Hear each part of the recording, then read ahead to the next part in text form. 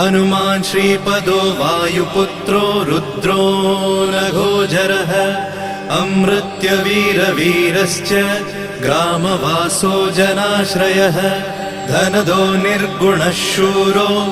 वीरो निधिपतिर्मुनिः पिङ्गाक्षो वरदो वाग्मी सीता शोकविनाशकः शिवः शर्वः व्यक्तो व्यक्तो धराधरः पिङ्गकेशः पिङ्गरोमा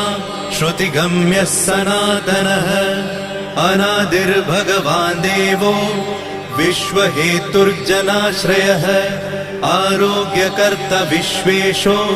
विश्वनाथो हरीश्वरः भर्गो रामो रामभक्तः कल्याणप्रकृतिस्थिरः विश्वम्भरो विश्वमूर्तिर्